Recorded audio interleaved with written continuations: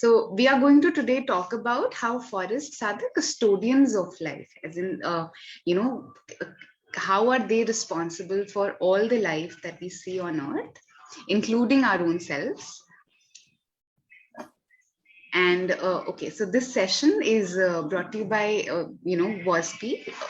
There's a Women in Science program of the Kiran Division of Department of Science and Technology. So they are the ones who are sponsoring our session today. All right.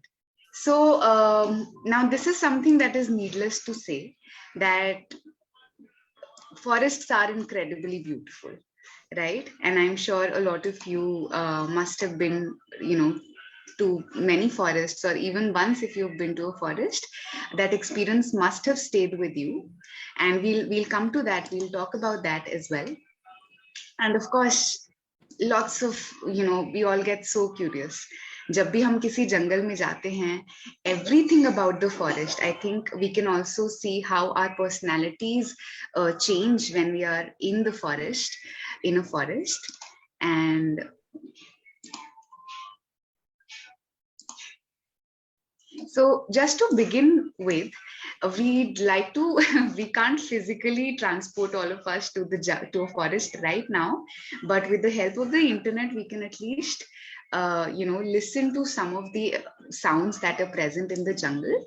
And for a good experience, I'll be showing you a lot of beautiful pictures and, images, but for a good experience, I'll request all of you to please close your eyes for a while. Okay, so let's try to go into not purely into a meditative state, but if we just close our eyes for a little while and hear these sounds. And Manisha, please help me if it is not clearly audible. Let me know. Yeah, sure.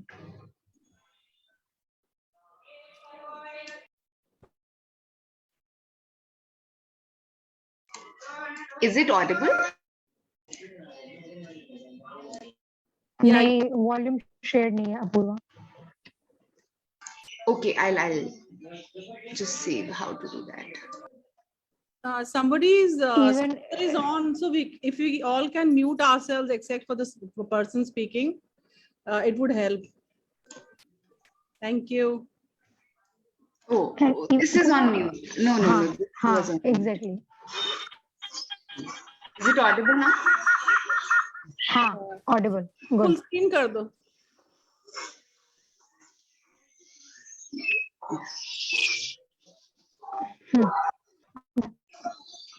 I am going to close my eyes, so don't mind.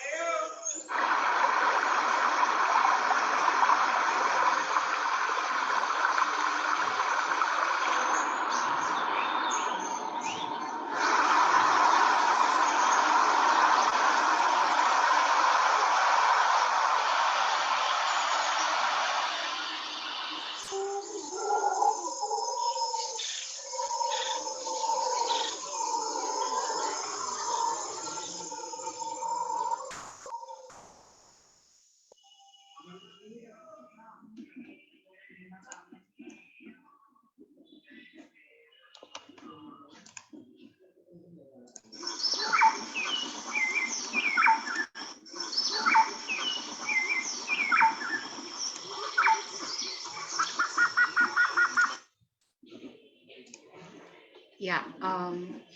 So yes, thank you. You can open your eyes now, and I know ये बिल्कुल भी एक जंगल में होने के इतना सा भी equal नहीं है, but I still hope that it was able to stir your imagination a little bit, and at least हमारा एक मतलब our hearing was activated through that, and we could still, if we have ever been in a forest before, we can recall how it actually feels like to be in a forest, or if we have not, maybe then we'll have to actually use our imagination, and then this gives us some nudge.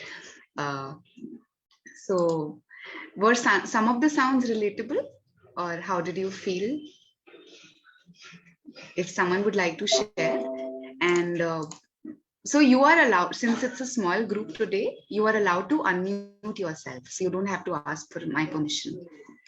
So you can simply unmute yourself and talk. The voices of birds and monkeys and the voices of water.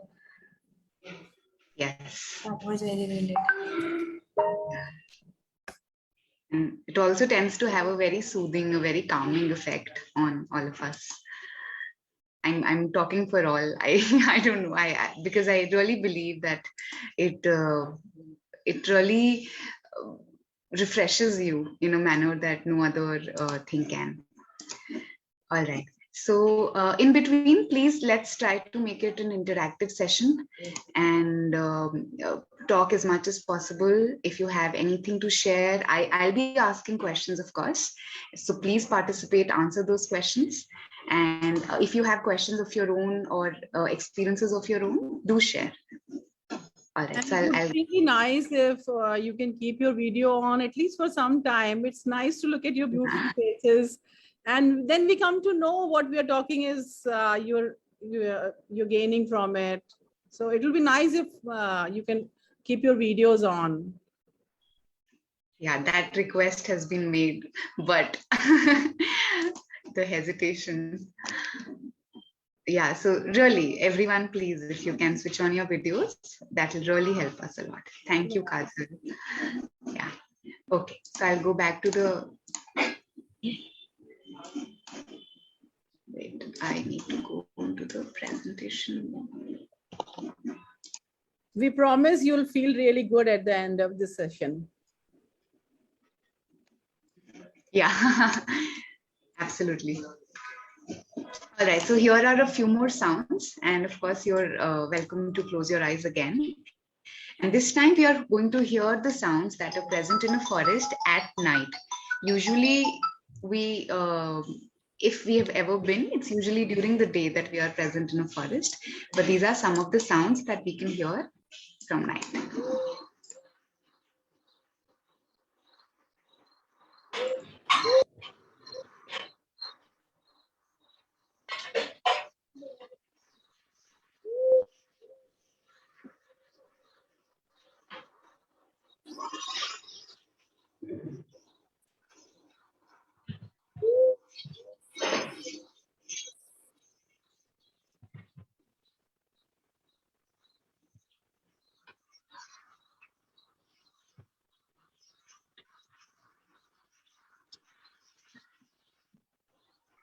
Apoorva video paused है.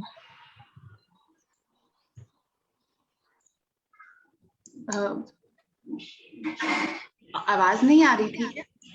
Apoorva video play ही नहीं हुआ. Oh, is it?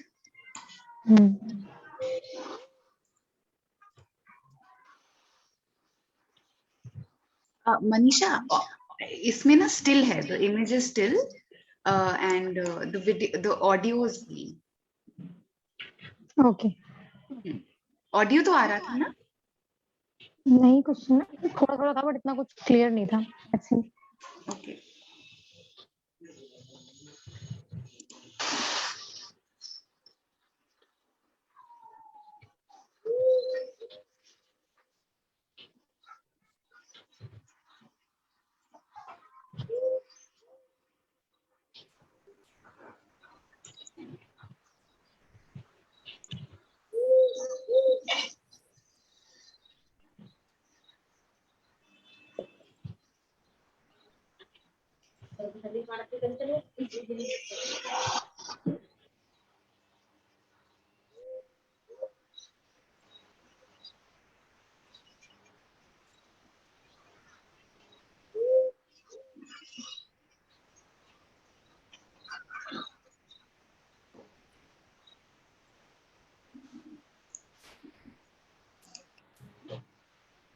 All right.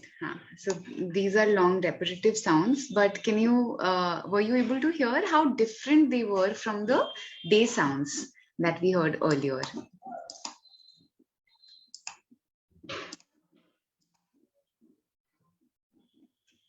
Am I audible to all of you?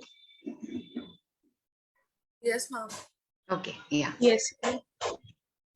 So, yeah, so I doubt a lot of, if we, most of us have been to a forest at night. But yeah, this is what it would, if we were to be deep in a forest. It sounds a bit, how does it feel to you before I start sharing what I felt?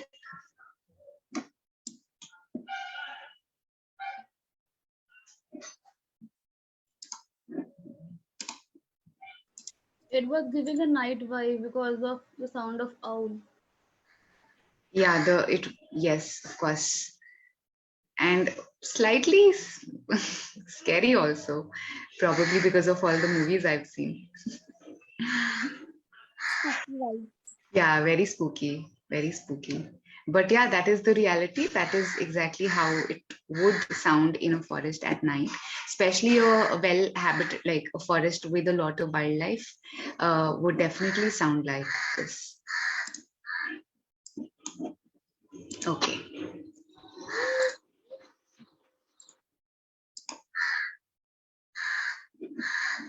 Okay. How many of you know what cicadas are? Does anyone know what cicadas are?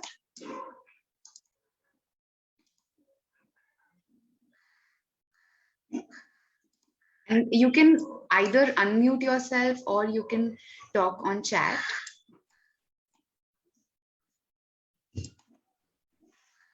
Okay. You can say no in case your answer is no. So you can respond with that. No, ma'am. You don't know what cicadas are. All right. So let's hear this creature out. Very interesting. And maybe some of you might have heard these sounds before. Like झिंगूर, जो हिंदी में झिंगूर बोलते हैं, उस तरह उसी family का है. Hmm.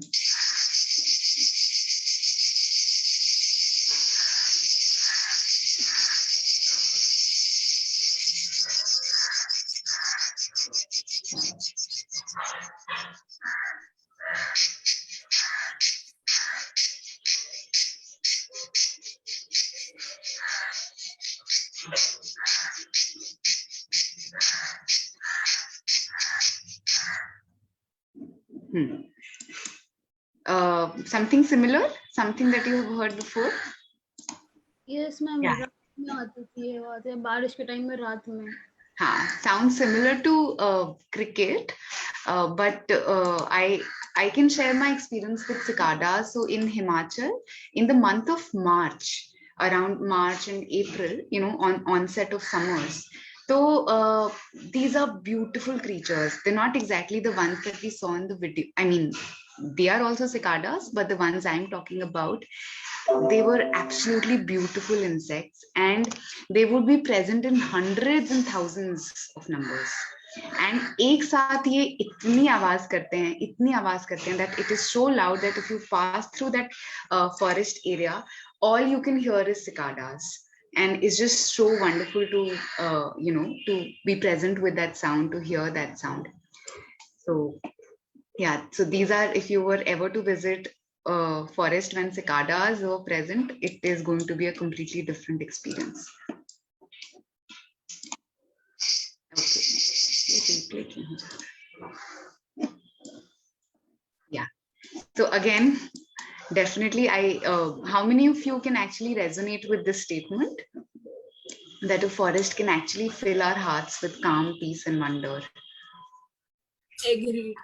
I can see a lot of you are raising your hands. But now, if I was to ask you that, we don't get a feeling closer to that, anything closer, even if we were to visit any grand structures that are created by humans. And this is a picture of the Sun Temple, which we all know it is so beautiful. But would you say that being in a temple, being in an architecture like this would give you the same feeling as being in a forest? No, ma'am. No, ma'am. ऐसा क्यों होता होगा? इतना अलग अलग Apurva, your voice is breaking. is it breaking? Okay, let me try switching my network. Yeah, I might get stuck for 10 seconds, but I'll be back. हाँ. Yeah. अब अगर मेरी आवाज में प्रॉब्लम हो तो प्लीज मुझे बता देना. So Niharika is saying that nature has a totally different vibe. Agreed. Absolutely. Ma'am, because there we can explore more and talk with the animals or know about them. A lot of species are present there. That's Yes. why. A lot of species are present there. And also when we were, creating this session and we were having a dialogue within our team and we were just discussing कि ऐसा क्यों होता है that we can't get this feeling within man-made structures regardless of how beautiful they are. Perhaps, I mean, we arrived at the conclusion that because we're not really born out of it. I mean, when we go to a forest, it is no different than us. It is actually who we are. We were born out of a forest, right? All the elements of that are present in a forest are actually within us. So we feel we all talk about interconnectedness, but we actually feel it so much when we are present in a natural space, so much more than when we feel when we are in a man-made structure. Yeah, so Kajal has written so many things are totally different and some of them are hidden too. Yeah, in man-made structures, everything is like right. Nothing seems like a mystery. And apart from the visual beauty, you can think of the sounds also. See, cicadas make such a loud, almost like a noise, but it doesn't hurt you. It doesn't hurt your ears. You don't feel unsettled. And even here in Delhi, you would see that there is a bird which starts off like, and it's such a odd sound, but still you like it. You don't feel unsettled by it. So anything from nature soothes you and makes you feel good. Yeah, and I think it's also the changing nature. Like if you were to stand in a natural space, let's say a forest, it keeps on changing from minute to minute, right? It's never going to be the same. But if you're in a a good, if you're standing, let's say at Taj Mahal or Eiffel Tower, it's there. Like nothing is changing about it, whether you see it at day or not. I mean, mostly poets might not agree with me, but yeah, to the regular eye, it does not change that much. So yeah, all right. Oh yeah, and now this is the exact opposite thing of a forest, and most of us, I think, it's sad, but most of us are familiar to this reality than that of a forest. Would you agree with me?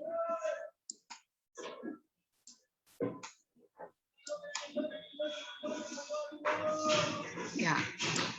So yeah, some of you have raised your hands that it really, like these days we actually call it a concrete jungle. Sorry. Yeah. And you can see how little, I mean, I can't see any green spaces here in this picture. And same is the case in our daily lives. We are just surrounded by concrete all over, that we don't feel readily connected to nature as much as we'd want to, or, as much as our body needs to. And so yeah, if you were to visit a house like this in a city, or a building like this in a city where even a little bit of greenery is present, it does bring so much relief to ourselves, and that feeling of being connected to something larger, it returns. Okay, so now I've been talking a lot, and now what I want you all to do is, if you can, think of an instance from your own life, any experiences where you have been, in a forest, or you've been. It need not be a grand forest. It need not be a big, huge space, a deep forest, but any natural space that connected you, that was close to being called a forest, and the beauty of which touched you a lot? If you can share your experience.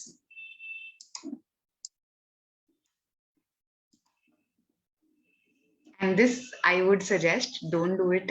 In fact, I'll stop sharing the. Please take a second to read the question, and then I'll stop sharing and let's hear some voices.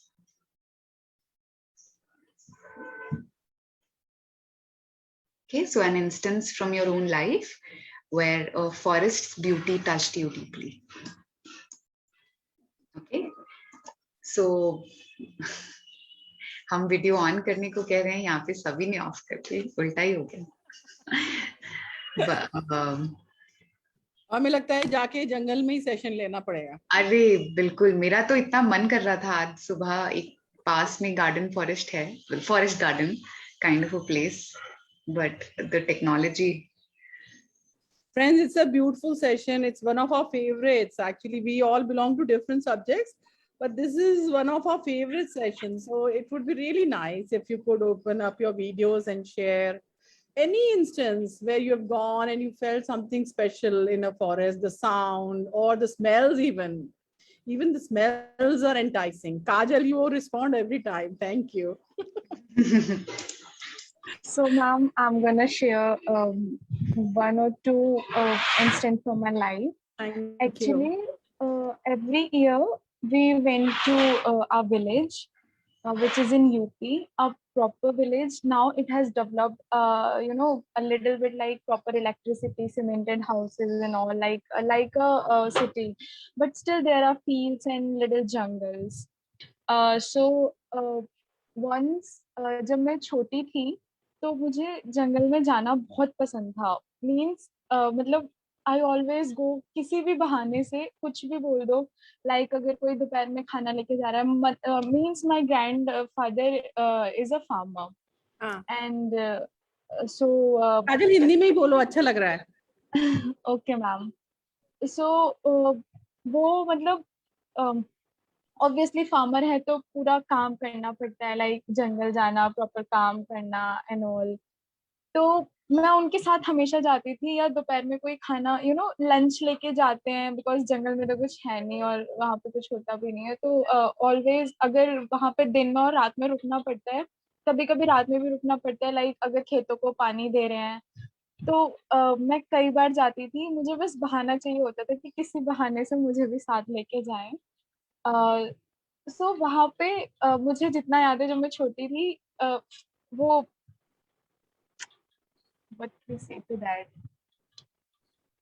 Fields होती हैं गन्ने की, बहुत बड़ी बड़ी, और वो अगर उनके बीच में से आप क्रॉस करो तो वो पूरे हाथ कट जाते हैं. वो थोड़ी शार्प होती है.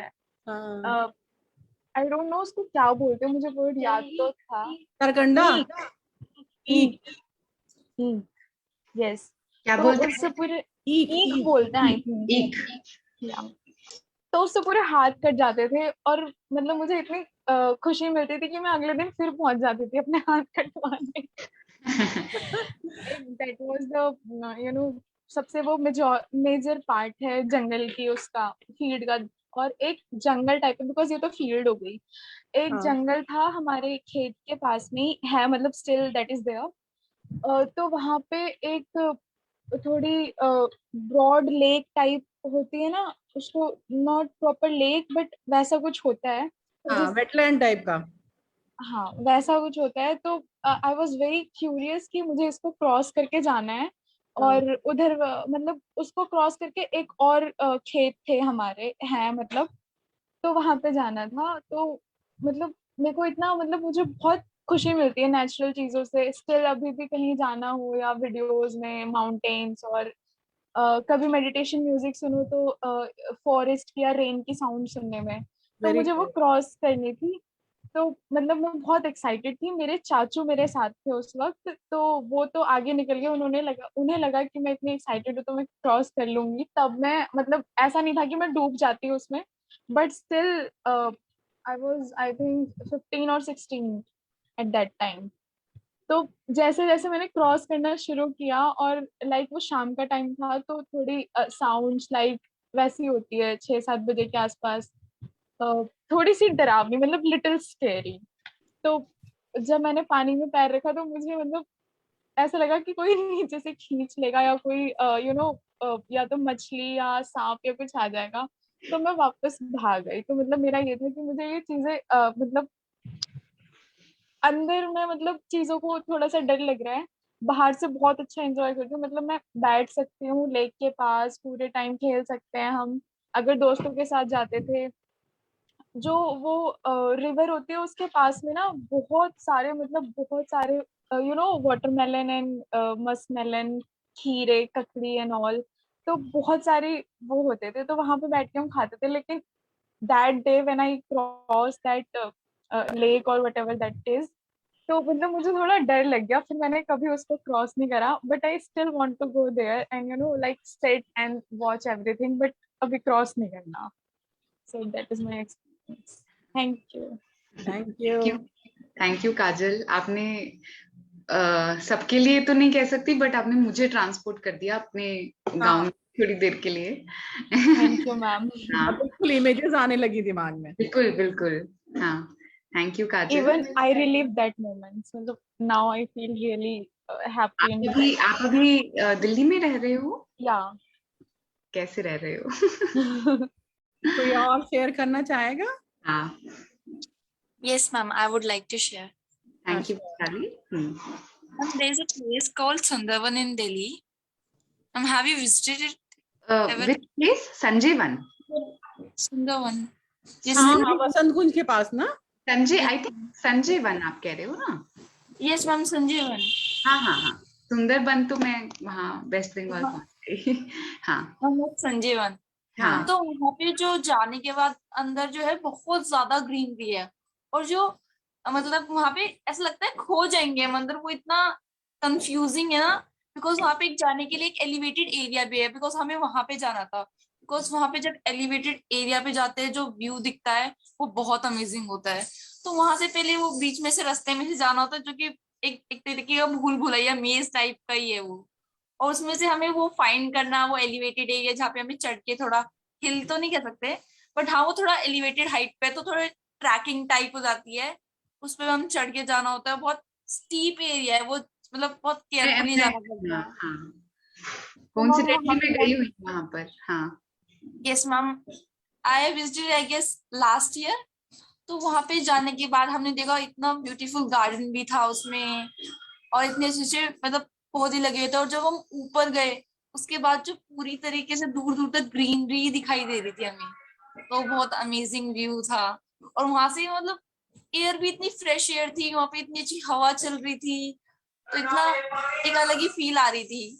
और ऊपर से वहां पे कुछ तोते वगैरह वो भी वहां पे उड़ रहे थे, तो उनका हाँ भी बहुत साउंड आ रहा था वहां पे। तो वो बहुत अमेजिंग था। लाइक मैंने दिल्ली में बचपन से रही हूँ, तो मैंने पहली बार ऐसा कुछ देखा था कि इतना सारी ग्रीनरी एंड ऑल, तो बहुत अमेजिंग था वो।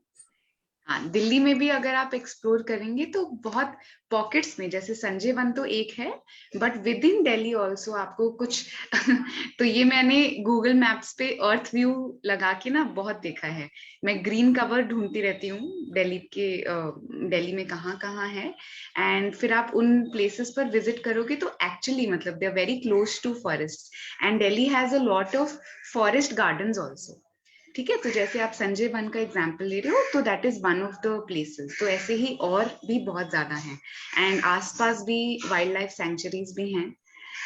Yes, deer park is also one of the places, but वो थोड़ा सा आई मीन वहां okay, maybe at the end of the session I will tell you of a few places जहाँ पे मैं जाती हूँ, and maybe you can go. हाँ This is हाँ actually very therapeutic. And in fact, there are ways of therapy where they take you to the forest to relax yes and de-stress. So it is actually therapeutic, Vichit. Yeah. So do take out time. Those who were not able to share their experiences, I'm sure you have also had some, from maybe when you were little or even now. You can just stay with us during the session, and if something comes to your कहाँ mind. पे है जहापना city forest? हाँ, Jahapana is one that I wanted to mention actually. Jahapana forest is close to Saket metro station. तो चिराग दिल्ली में पड़ता है. It's actually quite huge. So it covers parts of Chitranjan Park and Saket and काफी ज़्यादा चिराग दिल्ली वाला area. And then you have Asola Bhati, but these are Delhi forests, and I'm assuming कि अभी most of you are in Delhi, इसलिए हम दिल्ली की बात कर रहे हैं. But आज के session में, so let's I was looking at time and it's running quite fast. So we'll get back to the session, and of course you can always get this information online as well कि आप जहाँ पे रह रहे हैं, जिस शहर में रह रहे हैं, तो उसके आसपास कहाँ पर आप एक अच्छा forest सिस्टम ढूंढ सकते हैं, विजिट कर सकते हैं. And even if it's not a grand forest, you can still be connected to it in some way or the other, right? जितना छोटा भी हो तो भी. Alright, so now going back to our thank you everyone for sharing your experiences. But अब हम थोड़ा session पर वापस जाते हैं. हाँ, so this is an example. I think आपको पता होगा कंबोडिया का ये बहुत ही फेमस मंदिर है, Angkor temple, and Hindu temple है. और यहाँ पर I think it's thousands of years old. मुझे एग्जैक्ट इसका हिस्ट्री नहीं पता है, but it's a very very very old temple. And अब तो it's a protected site, but you can see that यहाँ पर कोई man-made extra activity नहीं है. Nature has sort of reclaimed, है ना, कि कहाँ से, मतलब बिल्डिंग के ऊपर भी I can see a lot of moss and there are trees and it's so green. तो even एक man-made structure भी when left untouched for a long time, nature will find a way. Plants will find a way to find a habitat for themselves in those spaces. All right, yeah, so we discussed this. We are actually born into and we are born from this web of life. So everything that we spoke of earlier, we all of that is such an intricate part of all our lives, of our entire being, and we are a part of it, right? So let's keep that thought in mind and proceed with the session. So we know that we keep on saying that forests, they make the basis of all of life on earth, and most of life, you can say. But how do they do it? What makes forests capable of being the custodians of life? So we are going to talk about that today, and we'll talk about it from a scientific lens as well, but in a way that all of you will be able to participate. ठीक है? तो हम आज बहुत ज़्यादा, it's not going to be extremely technical, but we are going to talk about a lot of different elements that are present in a forest. The first one of which is soil. So you all know that soil, आप सब जानते हैं क्या होता है? Yes, ma'am. Yeah. तो अब forests and soil का क्या connection है? कैसे soil मदद करता है for a forest to grow? And what does the forest in turn do for the soil? How does it help create the so much life that exists? Okay, so we all see that forests create topsoil. ये आपने statement बचपन में school में भी पढ़ा होगा, that जितने भी हमारे अर्थ पे forests हैं, वो जो topsoil है. Topsoil, are you all aware what topsoil is? Do you remember? Yes, ma'am. Can someone talk about it? And I want newer students to take part in the conversation, those who have not spoken before. Ma'am, can I try? Yes, who is this? Sorry, I didn't hear. Shruti. Yes, Shruti, tell me. Top soil होता है जो सबसे ऊपर की layer होती है soil की, और बहुत ही ज्यादा फर्टाइल होती है ग्रोथ के लिए, प्लांट्स और ट्रीज के लिए. Absolutely right. जो हमारे सॉइल की अलग अलग लेयर्स होती हैं, and as the name suggests, जो सबसे ऊपर की लेयर है वो टॉप सॉइल होती है. तो अब सवाल ये है कि हम बोलते हैं कि जो जंगल हैं वो टॉप सॉइल की बनने में मदद करते हैं, पर कैसे? So how do forests create topsoil? This is what we want to know.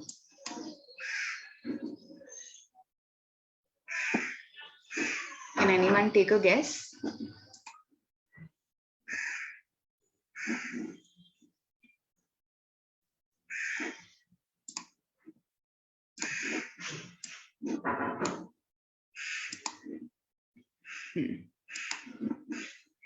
बहुत ज्यादा साइलेंस हो गई. बहुत मुश्किल सवाल नहीं है ये. फॉरेस्ट टॉपसॉइल कैसे बनाते हैं?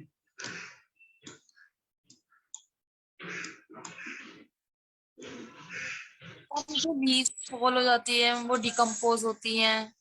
Very good. बिल्कुल. जो इतनी सारी, this is one of the ways, जो इतनी सारी हमें पता है फॉरेस्ट जो हैं विद सीजन्स अपने लीव्स शेड करते हैं, and when these leaves they fall on the ground they decompose, and that of course makes top soil. But हम उसको टेक्निकली ह्यूमस बोलते हैं. हम बोलते हैं that they always add humus to the ground. And what is humus? Dead leaves and Shivangi had said earlier, dead leaves and animals. तो ये humus क्या चीज है? अब मतलब पार्शियली हमें आंसर मिल चुका है. So तो ह्यूमस एक्चुअली में सही बोला आप सबने, जिन्होंने भी बोला कि of course we have dead leaves and animals. तो जितना भी लिविंग मैटर है, हमें पता है लीव्स भी they are living matter, small animals they all are, अगर मैं इंसेक्ट्स की बात करूं that are on the surface of the soil, all of that is living matter. जब वो डिकम्पोज होता है, ठीक है, तो आप सोचिए उस लिविंग मैटर में कितने सारे मिनरल्स होते हैं, कितने सारा न्यूट्रिएंट होता है.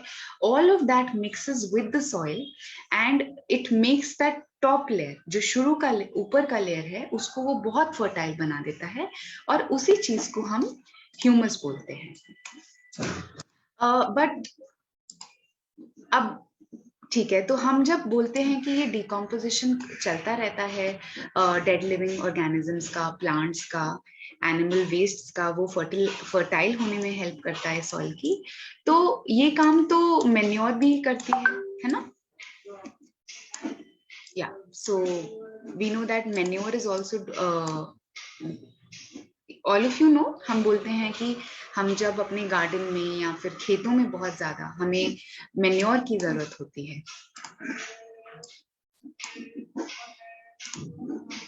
I'll come to this.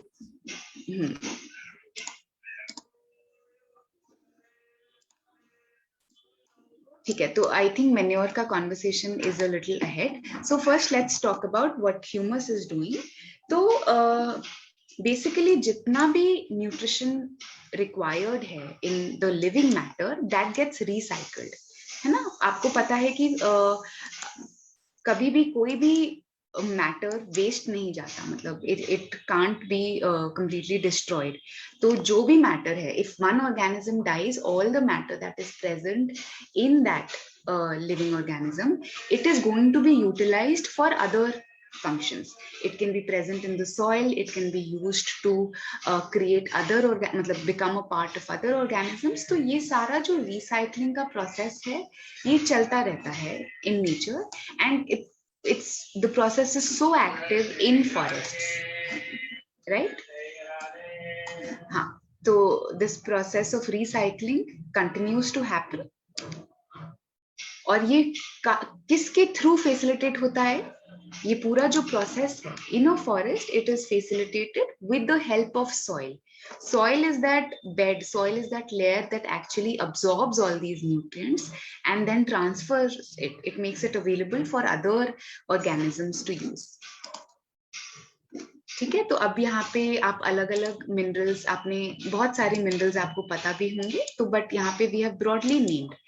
Everything comes to the ground and everything gets recycled. सब जितने भी अलग अलग compounds के form में ये elements पहुंचते हैं ground में, they all get decomposed and then reutilized.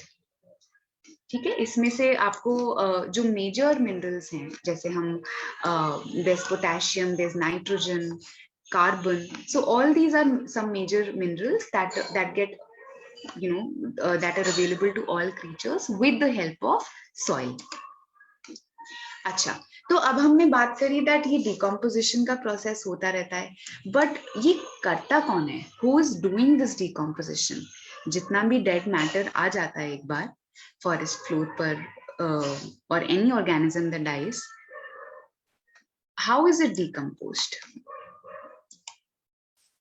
And maybe some of you have, if you are a good observer, maybe you have observed this process happen.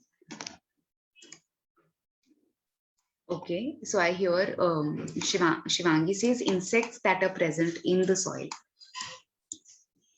That is true, but आपने देखा होगा बहुत बार whenever there's a dead insect or a dead animal, if you've noticed, बहुत बार उस पर चींटियां आ जाती हैं, है ना?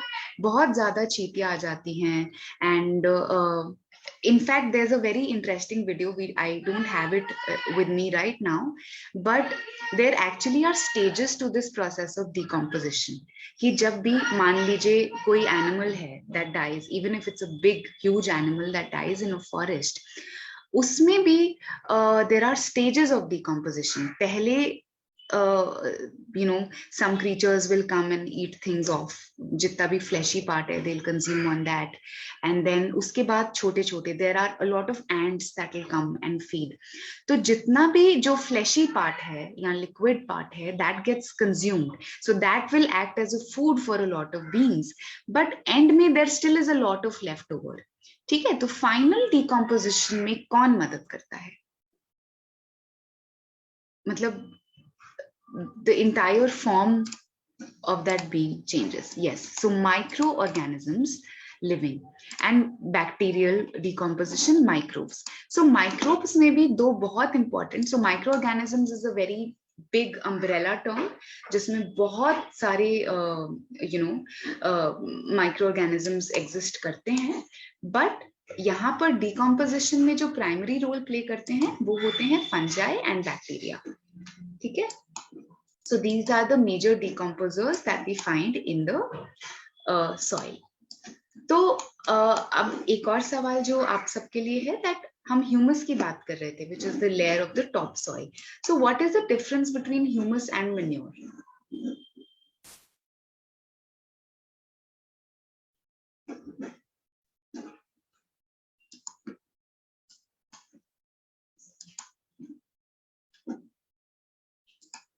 Would someone like to answer?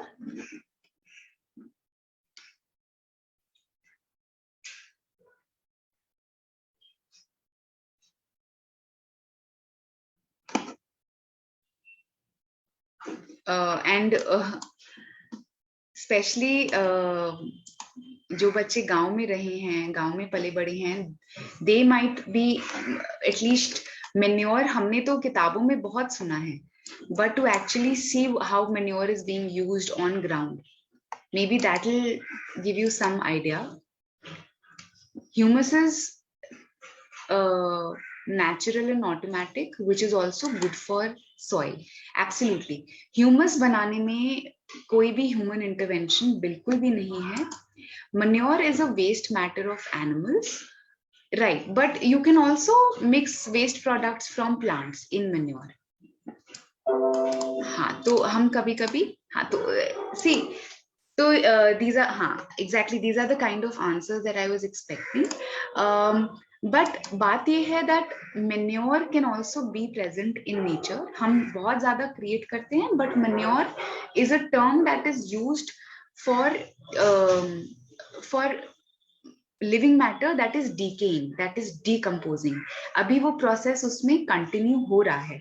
तो जैसे आप सबने animal waste की बात करी, हम cow dung बहुत ज़्यादा हम अपने gardens में and even fields में बहुत ज़्यादा गोबर का इस्तेमाल करते हैं, तो वहां पे भी, उसमें भी the process of decomposition is going on, वहां पे अभी दी एंड नहीं लगा है, ठीक है। बट ह्यूमस क्या चीज है, जब वो प्रोसेस पूरा कंप्लीट हो गया, जितना भी लिविंग मैटर है, when it has been recycled complete, not recycled, it has been decomposed completely, उसका प्रॉपर ब्रेकडाउन हो गया, उस चीज को हम ह्यूमस बोलते हैं। And manure is kind of work in progress, मतलब अभी काम बचा है, ठीक है।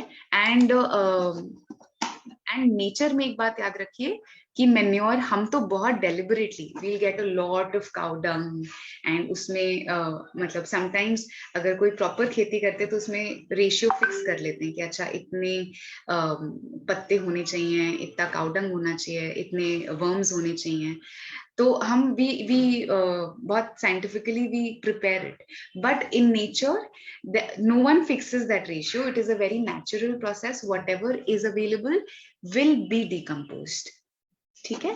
it is regulated with the help of seasons, but there is no human intervention there. Your Vishali is absolutely right. Humus will not decompose any further, which is why humus makes so many things fertile. It is like an essential part of the topsoil. Okay, तो अब आप देख सकते हैं कि ये जो हमने एक वर्टिकल क्रॉस सेक्शन दिखाया है यहाँ पर सॉइल का, जिसमें से जो सबसे जिस लेयर की हम अभी बात कर रहे थे, top soil, you can see it's a very dark shade, and ये जो काला सा रंग है, इट एक्चुअली इज वो भी ह्यूमस की वजह से आता है, रंग में भी कितना फर्क है। तो ऊपर वाली जो लेयर है, it contains a lot of dead and मतलब जो डिकम्पोज्ड मैटर है वो ऊपर वाली लेयर में प्रेजेंट है, and it is that layer that helps life thrive. बाकी चीजों को ग्रो करने में, जो हम फर्टिलिटी की बात करते हैं, तो उसका यही मतलब है कि बाकी चीजों को ग्रो करने के लिए ये लेयर बहुत ज्यादा हेल्प करती है। Alright. Okay.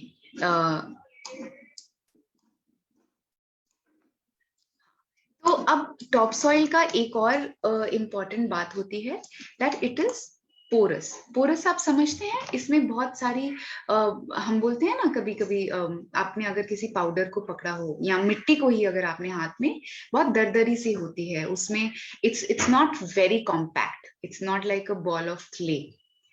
There is a huge difference between a ball of clay and जब आप किसी पार्क में जाके मिट्टी को उठाते हो, you can actually see there's a great difference in the texture of the two. बहुत ज्यादा porous spaces present होते हैं। तो जो मिट्टी होती है उसके porous spaces का क्या फायदा है?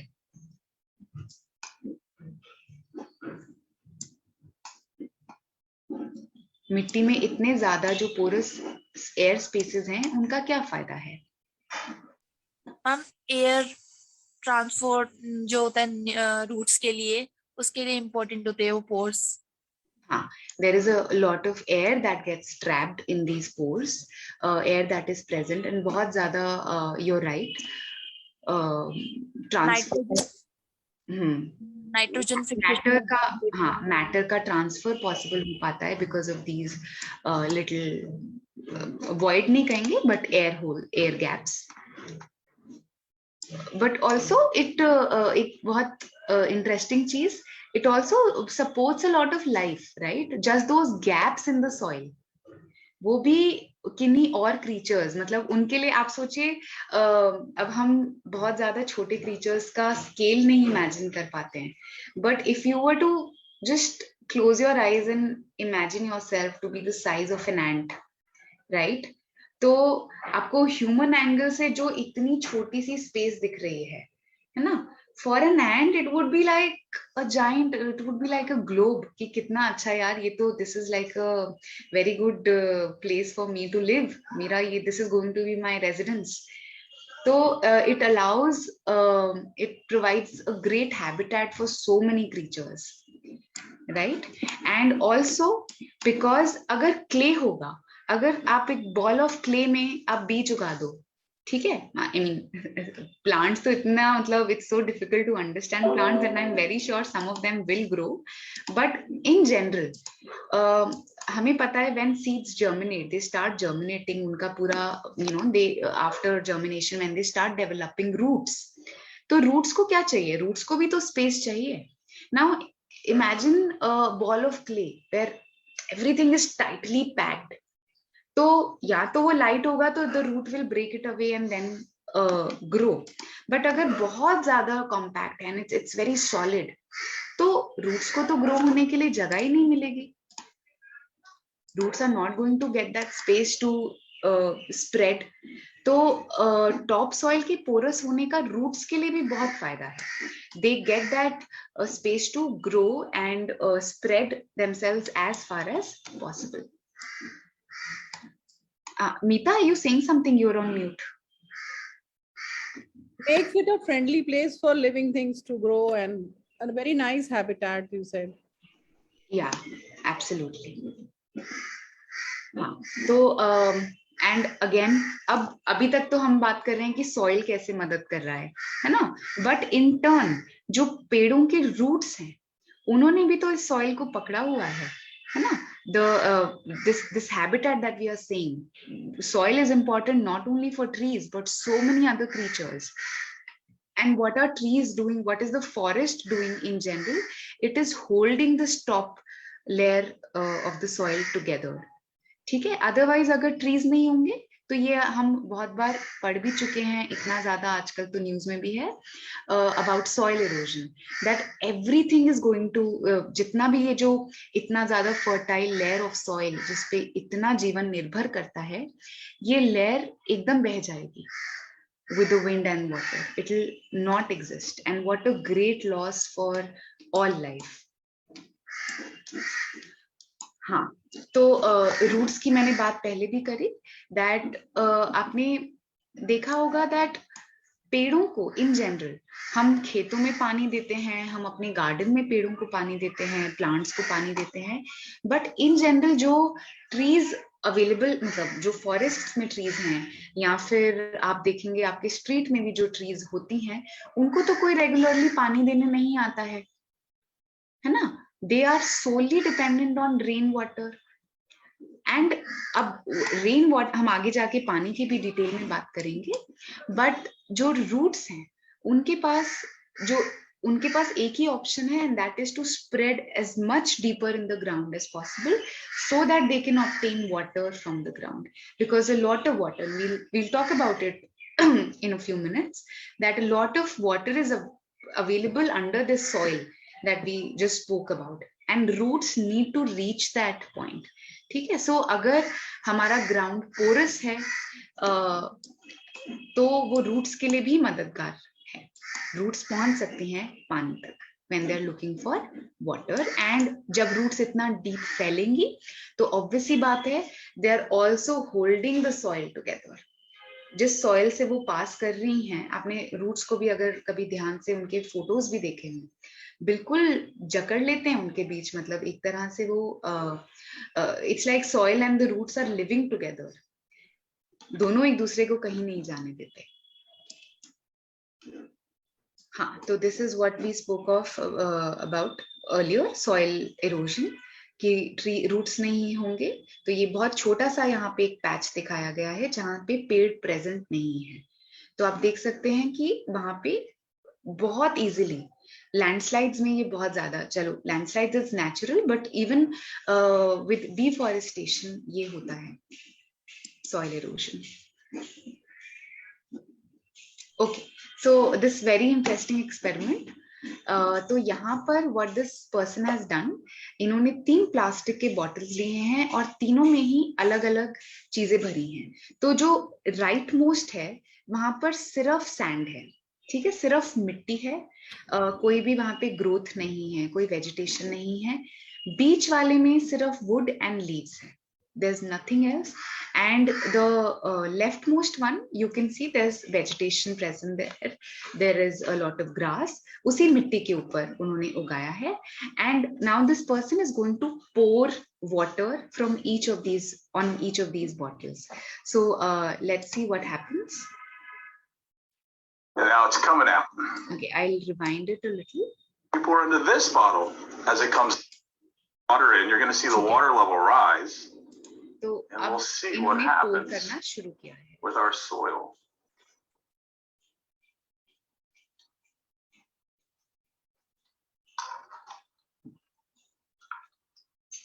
We'll keep it coming. And now it's coming out. Take a look at the bottle we used to catch the water. Well, what do you notice? Well, it's cloudy. So why is it cloudy? That's because all the dirt and the soil from our bottle was washed into the cup. The water had the power to actually take the dirt and the soil with it out of the bottle and into the cup. The water moved the soil. It shaped the soil.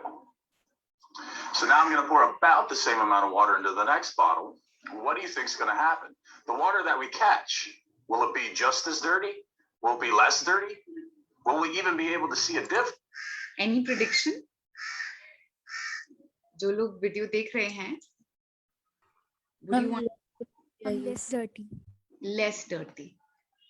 Okay, let's see. Well, let's pour the water and find out. Here we go. So pouring the water in.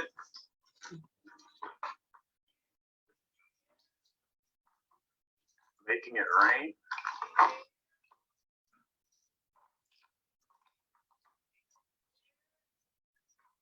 Adding water.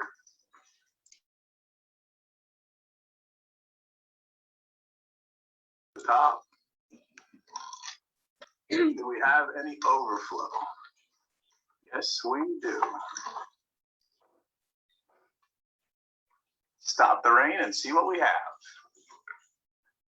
So we've zoomed in so you can compare the two. Such a huge difference. Such a huge difference. So you all were right. It's much less dirtier than before. And now if we were to move on to the third bottle, wahan par what do you predict what will happen? The one with the vegetation, grass present. Clear water. Clear water. Okay, let's see. This one has a lot of the soil in the container. A little bit of the particles, a little bit cleaner, is a little bit cleaner. Well, what's different between the two? Well, this one had leaves, dead leaves on top, and helped protect plants growing in the soil. What's going to happen when you add water and make it rain in this container? All right, here we go. Let's add the water, about the same amount.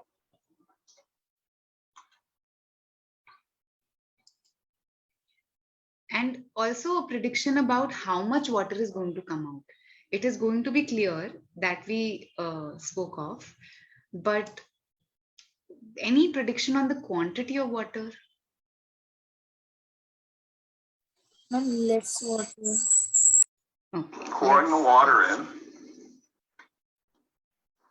What do you think's going to happen here?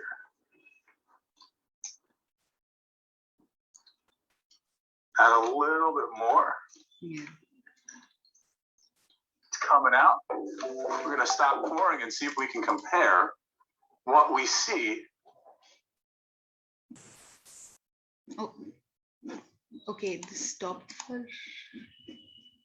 And now it's coming out. Okay, I think it's embedded only till a certain point. But you will see that he needed to add a lot more water, and also it became clear. The water is so clear, we don't have a zoomed in visual of that. But again, it's very clear.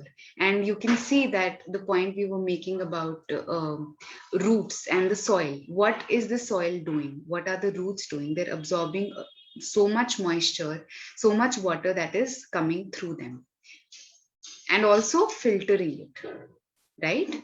They're also filtering it. So you can imagine the next section is on water, but just keep this thing in mind, how water is actually filtered in the process. And once, if we were to store this water, which nature actually does, like under the soil, there's water present. We all know that, right? How clear this water is, right? And we have also been using it for drinking.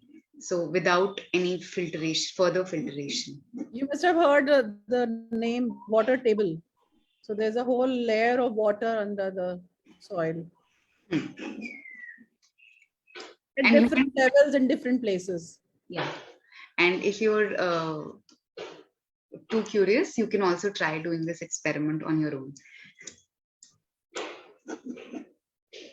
And now it's coming. And now it's coming out. Okay, this is. Take a look at the. All right. Meeta, would you want to take this section? Yeah, sure. Okay. All right. So, but if you're comfortable, then go ahead. All right. Okay. Go ahead. Go ahead. Okay. So then I have to flip this. All right. Okay, so far we spoke about the relationship between forests and soil, how soil is such an important component of making forests what they are, and how soil actually helps support so much life that exists in the forests. But is soil the only component that is available in the forest? No, I mean, it's a very rhetorical question, and the answer is right here in front of us. There is also water. Soil is not alone sufficient, but there's water that is needed, and forests make incredible use of this water. And they also not only use this water, but they also in a way become places where water, in the way other beings can use it, becomes available. So forests become the origin point of a lot of water sources that are present on earth. So let's see how this happens. Okay, so very interesting. So we were just speaking about topsoil earlier, and so in this picture we have two different kind of soil, right? The first one you can see is dry, and the second one is more like the soil we spoke of, the one that contains humus, the one that is soft and porous. So what is the difference between the two? I've spoken of the difference in the texture, but in terms of their water retention capacity, is there a difference between the two? Oh, wait. All right. Okay. I just realized, ma'am, the session is till 12. Yes, Apurva, it's till 12. 2-hour session, 10 to 12. All right, all right. Oh, would you all want a 5-minute break, or shall I continue? Kat, please respond. Do you need a break of 5 minutes? Yes, ma'am. Because this is a good, I completely forgot about the break earlier, and this is a good break point. I'm sorry, I'm pressing. Yes, ma'am. Thank you, thank you. So, yeah.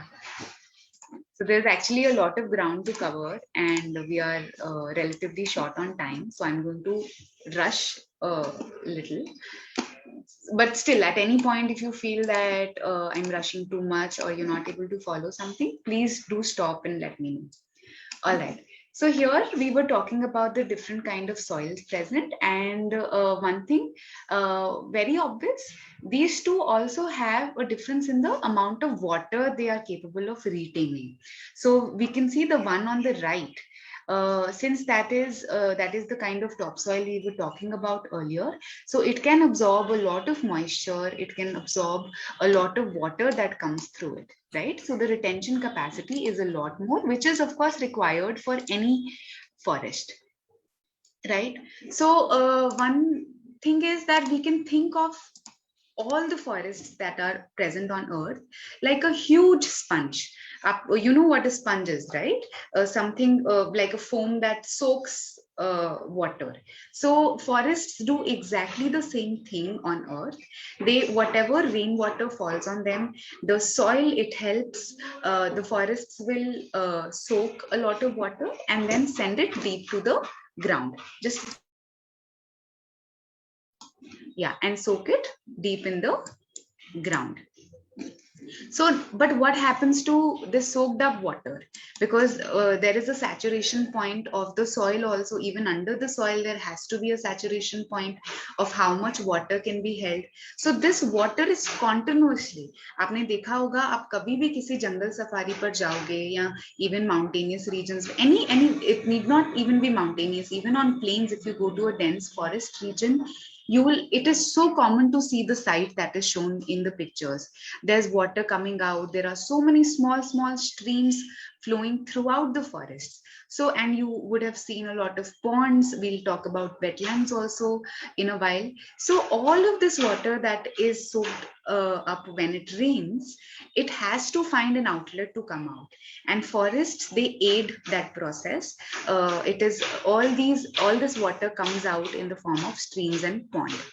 Okay, so again, I think I'm going to skip this part, but of course, we heard this earlier in the beginning, what a forest stream sounds like, so calming, and all you want is you want to be present in the forest. And I'm so sorry for skipping through it, but it's available on the internet, so you all can take out some time after the session and actually hear the sound of a stream flow in a forest.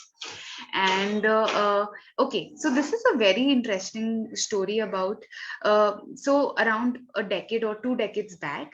This is from Anshumala ma'am, our founder. So she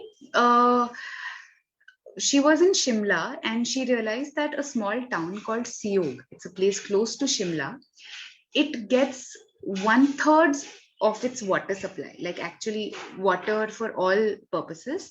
The supply comes from this forest reserve. And it's not there's not a river or anything, but it's just I mean, it's not a glacial river or anything. It's a regular stream that is being generated in the forest.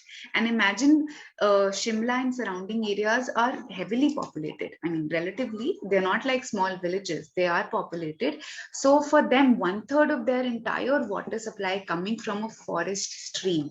So imagine how important forests are for our civilization as well.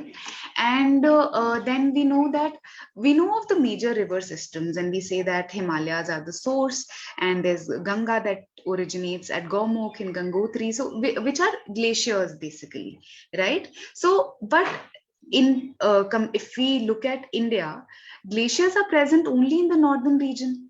So the glacial rivers are also present only in the north, but so many rivers in the peninsular region, in the Deccan Plateau, they in Western Ghats also, they generate in forests. So forests actually are the source points of so many rivers in India, right? And also smaller tributaries that join the bigger rivers. And major river systems like Narmada, Mahanadi, Godavari, Absolutely. Exactly. Even, yeah, ma'am is very right. Even big rivers, they are originating in the forests. Right. So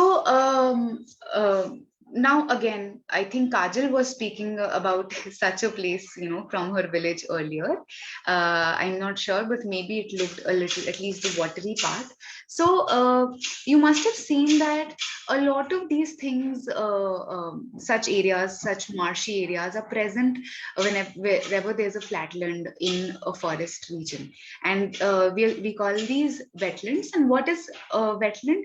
Basically a region that is soaking up the flood water whenever it's the rivers have swollen up, or it has rained excessively and the water has not been able to seep into the ground.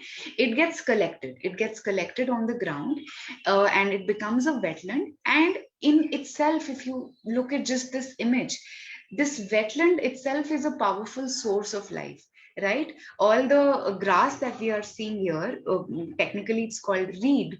So this grass, it becomes a habitat for so many insects. So much wildlife, of course, will come and drink this water. But it's a lot of birds. Yes, birds are very important to wetlands, absolutely. So wetlands are very important. It's just that we do not realize the importance of wetlands a lot of times. In fact, since you're a Delhi college, you must I don't know if you recall, but a couple of years ago there was an event, Akshardham temple. The entire temple is actually built on a wetland. So you see that there's no river that is passing through it. So they would say कि अच्छा ये तो मतलब बेकार की जमीन है, हम यहाँ पर कुछ ना कुछ construction कर देते हैं. A lot of things in cities are built actually on wetlands that are considered as not important land, you know, utility wise, human utility wise, but it's such an important area. तो वहाँ पे Akshardham temple, and then वहाँ पर तो पूरा उन्होंने उस wetland space में actually में एक बहुत it was a 5-day program that they had some, I think it was Art of Living or some spiritual institution. Art of Living. Yeah, had organized a huge event over there, and there was a lot of protest against it, but of course the event ended up happening. But I don't want to get into the politics of that, but just want to highlight the extent to which we undermine the importance of these spaces, right? And because of that, it's not just the wetland, but an entire ecosystem that ends up getting affected, right? Okay. So one was soaking up water and releasing it to the rivers, but also another important aspect. You must have noticed that if you go to a forest region where, you know, there are not a lot of cities around, there are a lot of trees, it rains rather frequently. Right. In fact, when I used to be in Himachal a couple of years back, and it would rain very frequently. I mean, if it got hot for like 3 days in a row, the 4th day it would inevitably rain. And how is that happening? Why is that process taking place? It's happening because there are so many trees present, and what trees are doing. You must have studied about transpiration, you know, the process through which water evaporates in trees. So when water is evaporating, that evaporated water creates a lot of humidity and clouds. So it's like trees are taking up excess water from the ground and again releasing it in the form of vapor, which again helps generate so much rain. So this is one special attribute of forest regions, that they do not depend only on monsoon winds, right? That you must have noticed for cities or for regions where there are not many trees present, or forest regions, they actually are dependent only on the clouds that come from the winds that bring the clouds from the sea. When those clouds come, only then will it rain, right? So that's a seasonal pattern. But in places that are readily occupied by trees, where there are a lot of forests, it is so natural for those places to experience rain all through the year, right? Because forests are facilitating that process. Okay, so now this is very interesting, and we found this, there's a BBC film, and in this we've taken a small video clip of this, and I'll request Manisha to maybe write the name of the movie. Very beautiful movie, and it's I'm not able to recall the exact name right now. Trees, something with trees. But anyways, so here there's a small clip that shows the sound of water moving, you know, within the trunk of a tree. You can actually hear. So you must have heard about xylem and phloem, you know, the tubes that facilitate the flow of water and nutrients in a plant. So you can actually hear the water move through these channels. The And lady is Judi Dench, very famous actress, Judi Dench. So if you type Judi Dench and BBC, it will come. Yes, yes. So I'll quickly play this. This device here that allows us to explore a bit more about what's going on just behind the bark here. What is that? So this is a tree listening device, and it allows us to hear what's going on just behind the bark. Okay. Can you hear anything? Can you hear anything? Very faintly. So there's a deep rumble. Yes, I can hear. Yeah, so that's the inner workings of the tree. So that's the tree vibrating. Oh, I say. But Alex has another magic trick in his box to help me hear even more. So now I'm going to plug it into here. I can give you those headphones. And now we're going to place it back on the tree.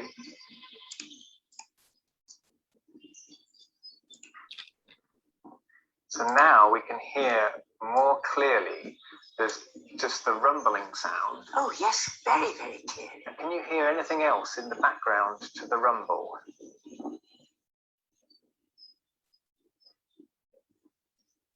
Every now and again, a little blip. Like a little popping sound? Yes. Yes. So that little popping sound is the sound of the water traveling up from the roots all the way through the thousands of tiny little tubes called xylem tubes just behind the bark as the water goes up to the leaves. The tree like this will drink around 200 litres of water a day. So that's equivalent to, say, 2 full baths full of water. So there's a huge amount of water traveling up.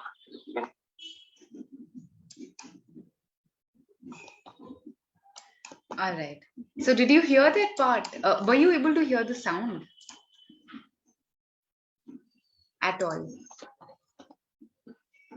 It was not very audible actually. Okay, so Manisha has posted the link to the film in the chat. So I would request all of you to take out some time during the day and watch.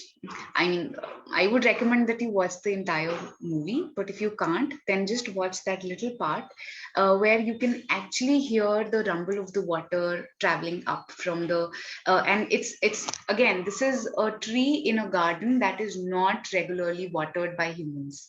Right, so the tree is actually taking that water deep from the soil and sending it to its entire self, right?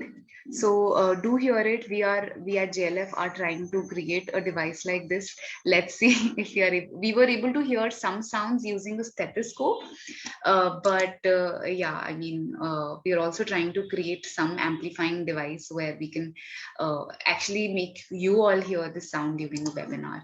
There's actually pumping going on. There's actually, sorry? Water being pumped inside the tree. Yeah, it is actually being pumped.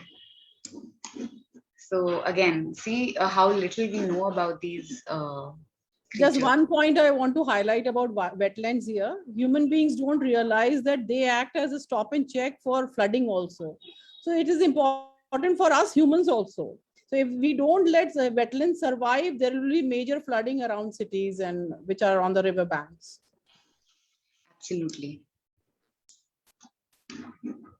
Okay, so yeah, groundwater, we spoke about it a little bit, and since we are short on time, I'm going to really skim through it very fast.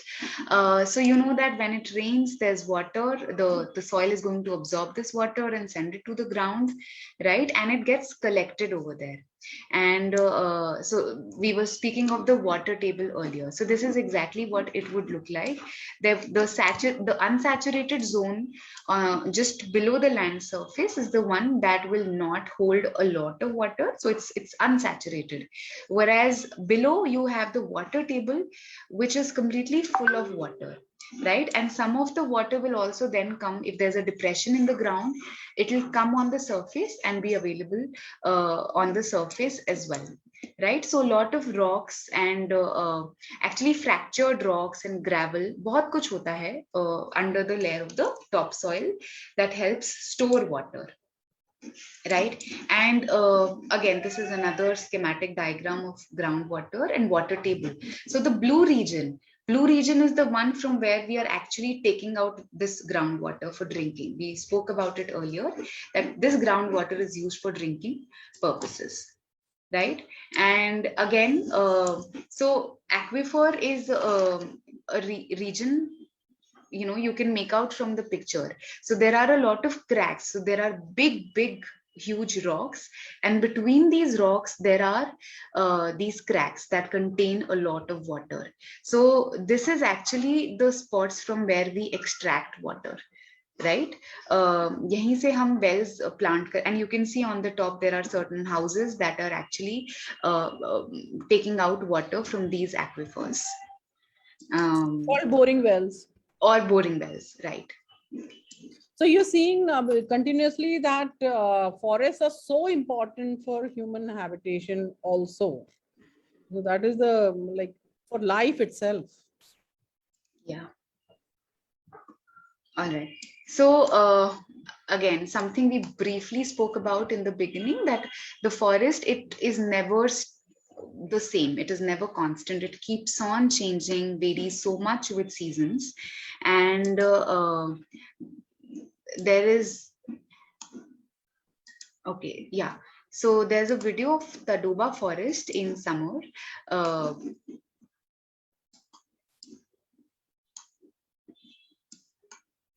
and the lush, so far we had only spoken of forests as places that have abundance of everything, right? But there's also a contrasting reality where sometimes things are not available in abundance. There's a lack of food, and in this video we'll see how there's a shortage of water in summers.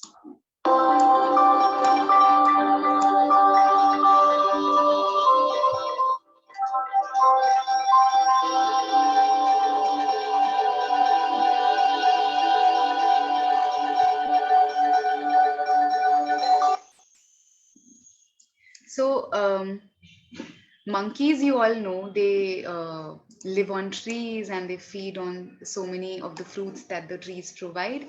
But here in this video, we saw a very short clip where the monkeys were actually looking for food on ground, which is not a very natural habit of theirs, right? So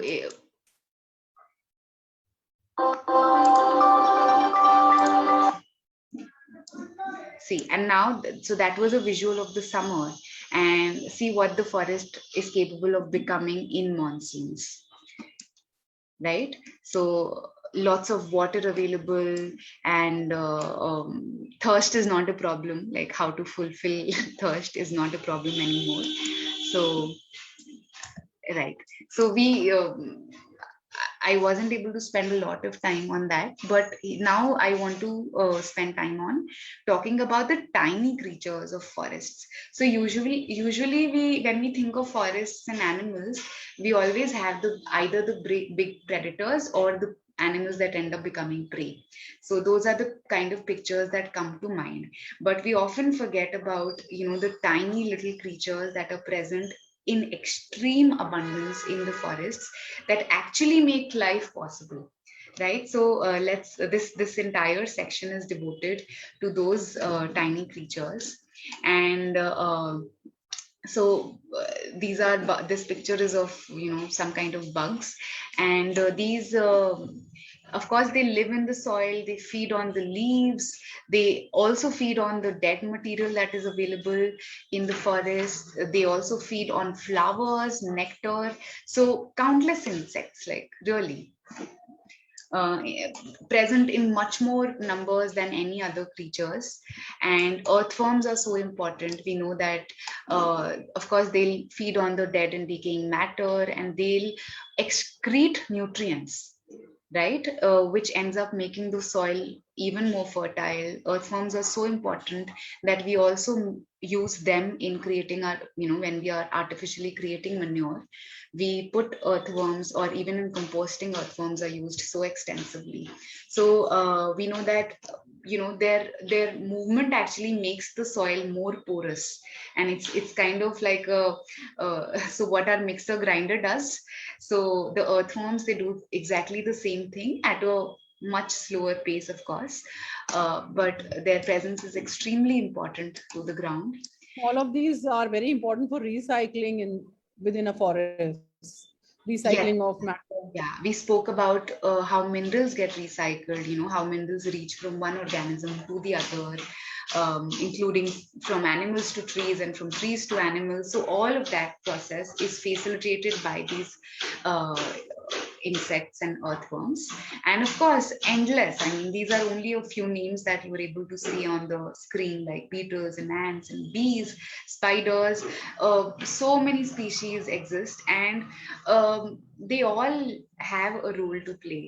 Like, the role we might not, think of as very important, but it is so important. So for example, does anyone know, I mean, I've been of course talking too much because of Have lack you of seen time, the but game? Have you seen the game Jenga, in which there are wooden blocks on top of each other? So, if you think that a tiny ant is not important, just imagine if you pull out one block from the base of that whole structure, the whole structure will fall down. So, every organism within a forest ecosystem or any ecosystem is very, very important. So if you remove even one organism from a whole ecosystem, it has huge implications. yeah, thank you, Meeta. That actually is a wonderful metaphor, to see how important these insects are. Yeah. Not only insects technically is another term, but yeah, these species in total. Yeah. Like But a huge machinery, and even if you remove one screw, एक screw भी निकाल दोगे तो वो पूरी machine collapse हो जाएगी. बिल्कुल बिल्कुल.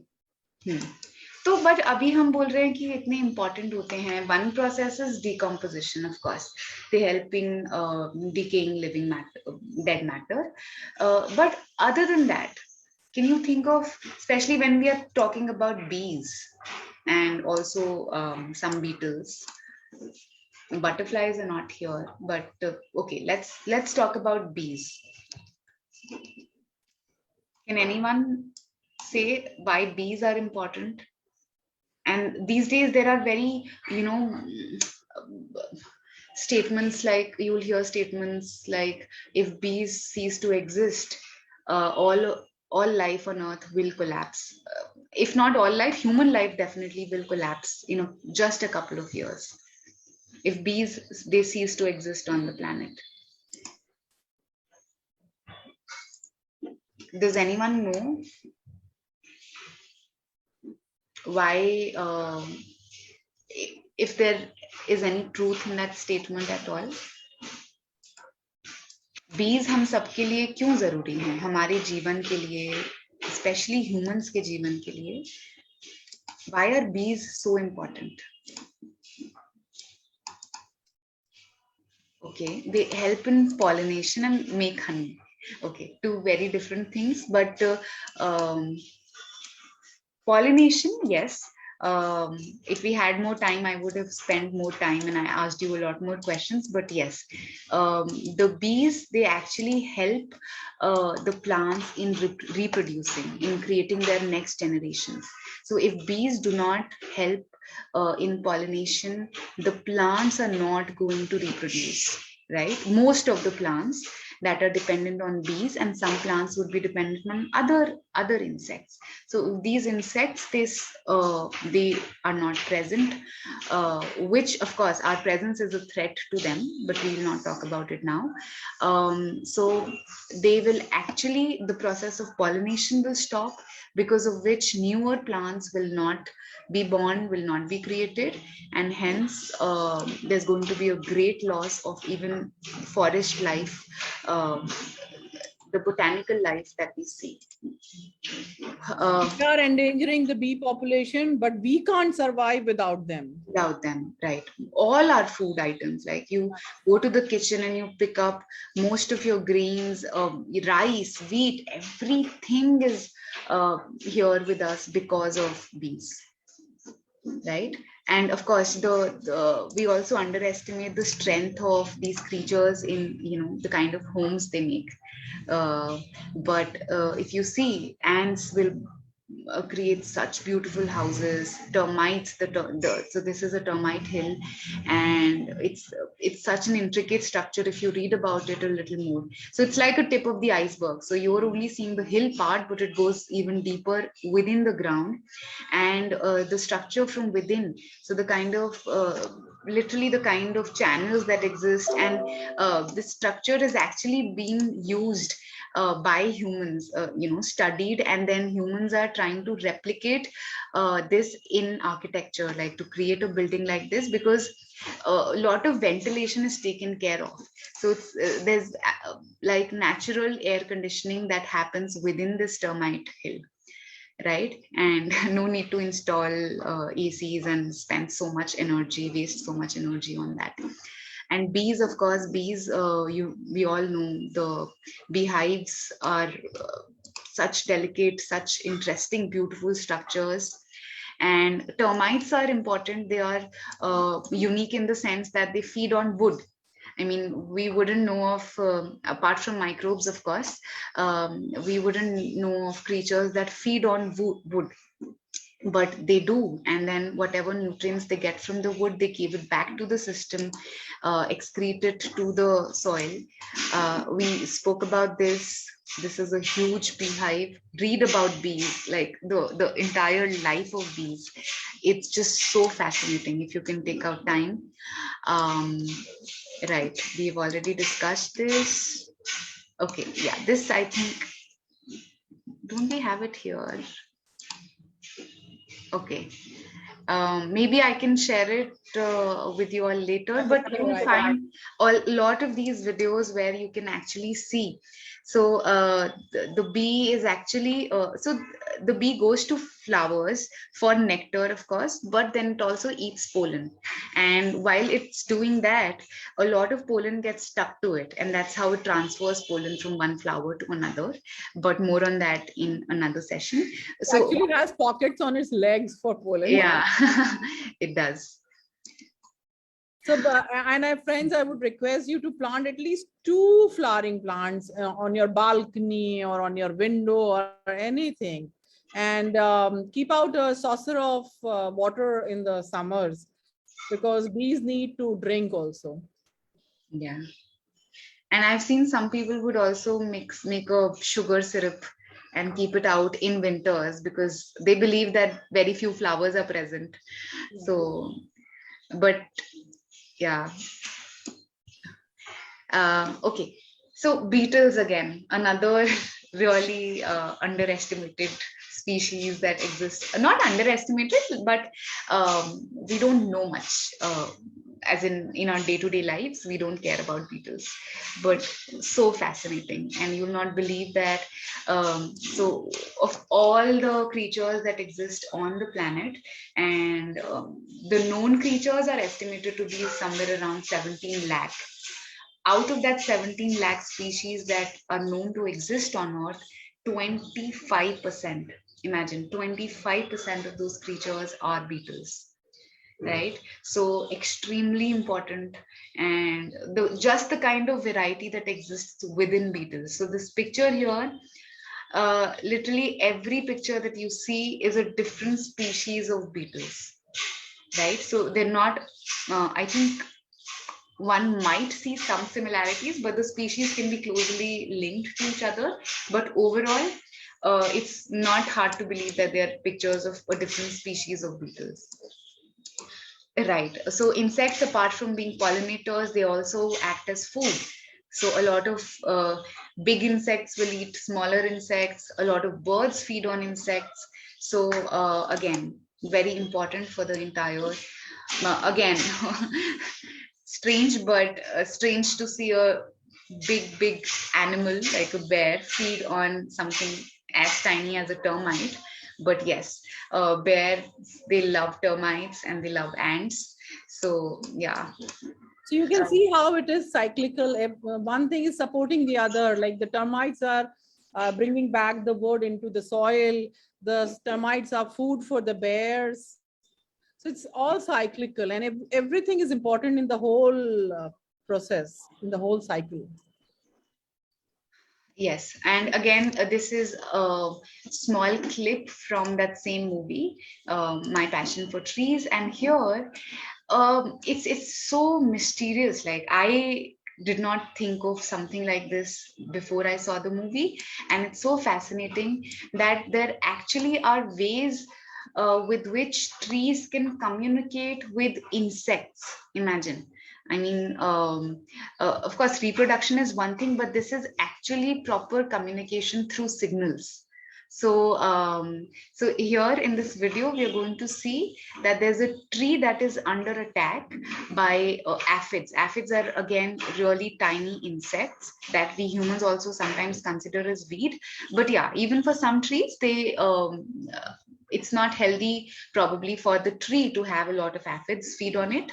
So this particular tree that we are going to see, it's going to send some signals through which are going to travel through air and invite a lot of ladybirds to come to that tree, and ladybirds in turn, they feed on aphids. Aphids are actually parasitic, so they suck the juices out of the leaves and the stems, and they make the plant weak.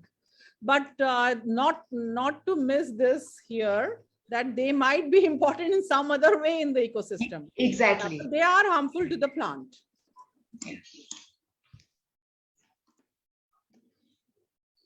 This is a pine forest, and pines often come under attack from aphids. It can multiply at an incredible rate. So a single aphid in a year could give rise to around 600 billion aphids. 600 billion. You know they're up to no good, don't you? You do. Tony's had a graphic made to show how trees fight back against the aphids.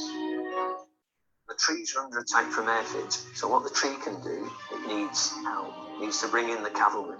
And this is an invisible cloud that the trees are sending out. Apparently, the cloud is a strong perfume. The tree releases it when it's under attack, and it attracts a mini superhero.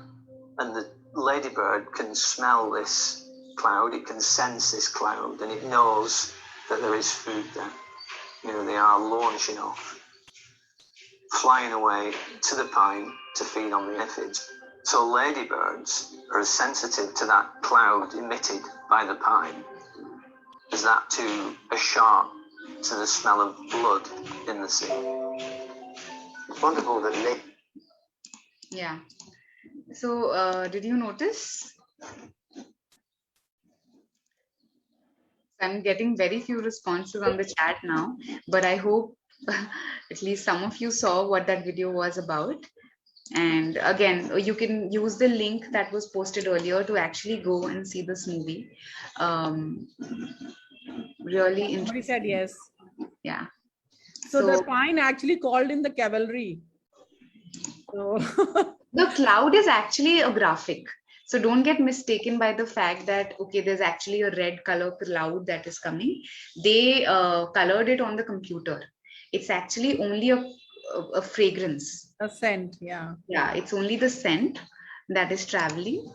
That no one else but the ladybirds. Only imagine only the ladybirds came. No other insects, no other bees that, or no other insects that feed on aphids. They came. Only the ladybirds. Okay. We are actually encouraging in urban gardens to encourage ladybirds so that we don't have to use insecticides for aphids. So it's a very important way, natural way to prevent insects, which are harmful, but we should not prevent insects at all. Yeah.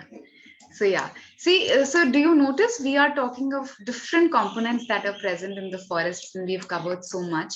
And quickly, of course, the flora that exists. So far, we spoke of the animal, wildlife, and then the non-living components like soil and water. But just think about the sheer number of plants that thrive. And I'm not talking about the giant trees only. I'm talking about everything that exists on the forest floor, including grass that we reject as weed, including, the mid-sized plants, including the huge trees. So, I mean, there's, yeah. And even inside the soil. inside the soil, exactly. So, and even within these trees, who will thrive to what extent and who will grow to what extent, it depends a lot on the availability of sunlight, water, and of course the climate. So even within a single forest, there would be like pockets of microclimates, like where there would be differences in temp. You must have observed this yourself as well. If you go to a forest, there would be some areas where you will actually see a temperature difference, and this is on a human scale. But coming to the scale of smaller plants and animals, we say that there actually are microclimates that become that facilitate the growth of so many plants. So yeah, here are the names of a few types of flora that exists. In a forest, we of course have trees, shrubs, herbs, creepers, vines.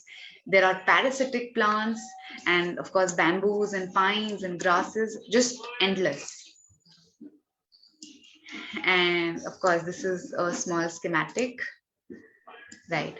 And sometimes the forests can become so dark, so dense, that the forest floor literally, even if you're standing there at noon, like in daylight, it would be so dark. You wouldn't be able to figure whether it's day or night. And this is a clip that actually shows, I don't know, it's 12. How much time do we have? I mean, because there is still a lot that can be covered, but I do not know about your availability. Though we are almost near completion, can we stretch for another 10 minutes? Is that a possibility? Yes, Sabur, we can do that. All right. Okay. All right. Yeah. So then I can show this.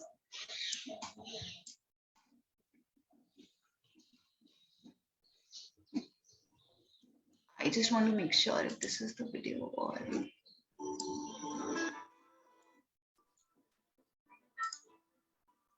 Vines and other climbers. Yeah, that was the one.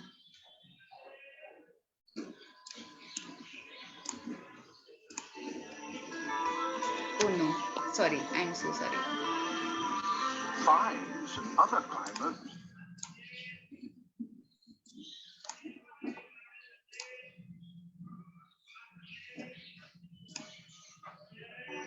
Oh, it's this only. Vines and other climbers put all their energy into rapid vertical growth rather than girth, though they'll need to be well supported. So this is actually a time-lapse video. The climber's so strategy looks chaotic, but there's method in their madness. Their growing tips circle like lassos, searching out anchors for their spindly stems.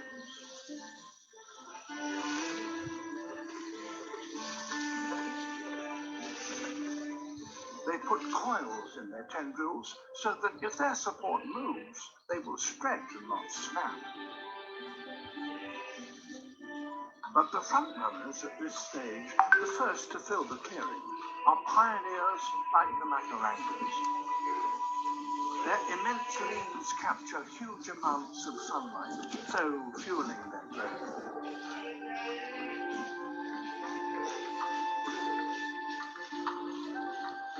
As a result, the Macarangas grow a remarkable 8 meters a year, surging ahead of almost all their rivals. Notice how it's getting darker and darker.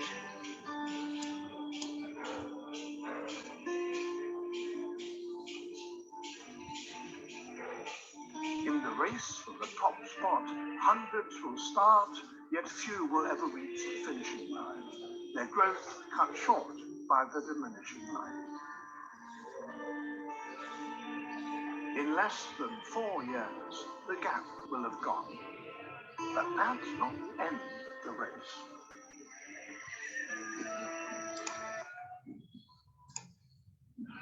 Yeah. So did you notice how the climbers, as they continue to climb, they also occupy a lot of space on the top, right? And it becomes really dark. The light is not able to reach the forest floor at all, which, I mean, not to classify it as a good or a bad thing, but it becomes then a microclimate for other species, right? That would want to grow in the dark. So I'll quickly go back to the.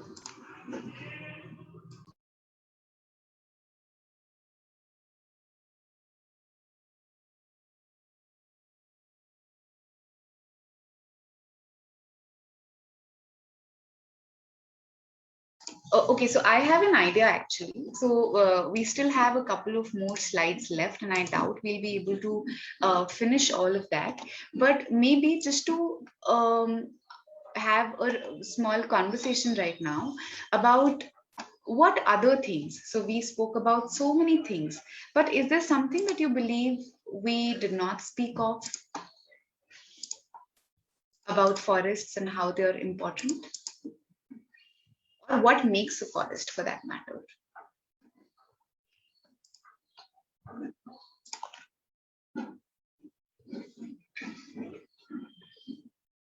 Small creepers, but we did speak of creepers, like when we were very briefly when we spoke of the flora that exists in a forest.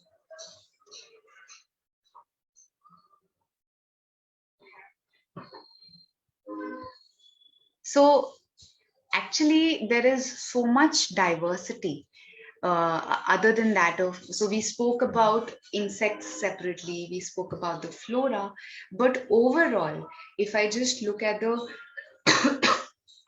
numbers in terms of the life that exists within a forest, and I include everything. I include plants, animals, and I include fungi as well, all kingdoms. It's intimidating, like the numbers, the kind of life that is supported by forests. It's completely fascinating to witness that. And one very important aspect that I would want to speak of course, one is diversity, but I think there is some awareness to about diversity. But one thing that is completely fascinating, and I wouldn't want to miss talking about that at all, is do you know about mushrooms? Yes, ma'am. Okay, what are mushrooms? I mean, would you call them plants or would you call them animals?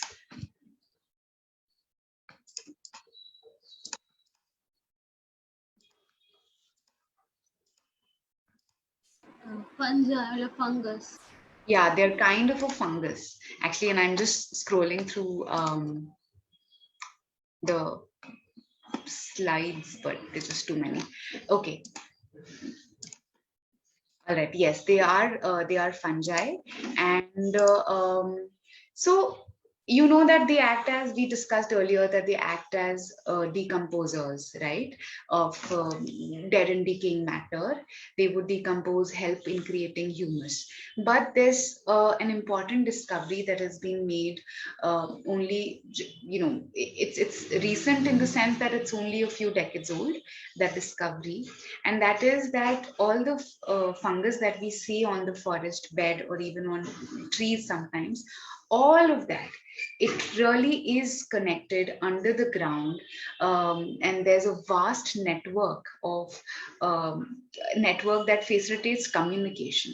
So it's like it has been discovered that trees are capable of communicating to each other in terms of what they need, what their nutritional requirements are, if they are if there's some deficit that they're facing, they'll actually communicate it to other trees through this network With the underground. slides, Apurva. Yeah. I'm actually struggling to find those specific slides. नहीं, उसी के बाद है जो आप जिस पे थे ना, उसके next ही है वो. Is it? So. Oh, yes. Yeah. Got it. What you see as mushrooms are actually just the fruiting bodies, but the whole body, it's just a part of it, a small part of the fungi network. The whole network is inside the soil. The mushrooms are just a small part of the fungi body. Yeah. So and here also you're able to see only a small section, but just imagine that this section, this network is actually spread throughout the forest floor. It's spread for kilometers altogether. It's not like, okay, one tree and then there's a mycelium network under it. No, it would be that tree would be connected to other trees regardless of which species, right? And so yeah, this is something, if you please take out time to read up more on this, it's really fascinating and such a fascinating thing to share with the younger generation. Like, as you're all going to be teachers, I don't think we have time to cover the type of forests right No, now. let's go ahead. Flip kar Yeah. do. Jल्दी दिखा दो slides. Then we have just a second, I'll quickly see if I have missed out on anything. हाँ, slides दिखा दो एक एक करके. Just so that you know what else was there in store. Okay, yeah. So we have the forests that shed their leaves, and there are forests that do not shed their leaves, and then there are coniferous forests, that have different kind of leaves, and they are present in high altitudes where the climate is cold. They have needle-like leaves. Then there are forests under the ocean. So imagine, I mean, the kind of then there are coral reefs, which are, of course, known as the rainforests of the sea. And one important thing, we all know this, right? They provide us oxygen, and they're considered the biggest carbon sink because they absorb so much of carbon dioxide that comes their way. And of course, they not only make food for themselves, but everyone else. Like, so much of life is dependent, including us, is dependent for food on plants. Yes, so of course, incredible, like so many species all found in forests. And if you look at, so many BBC documentaries are available, do watch them. And of course, one very important question: how is this not a forest? We wouldn't call it a forest. So if you, and I'll answer it on behalf of all of you, that it's just there's only a single type of tree that is present. You see no diversity. If you look at the forest floor, it's completely, you are able to see the top layer.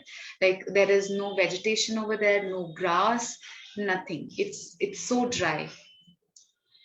And okay, again, oil palm plantation. Perhaps when we have the second run of, as in there's another, if you notice, we did not speak of human engagement with forests at all. So this was a session solely dedicated to just the beauty of forests, and what we have, how we have interacted with it will come in the next part.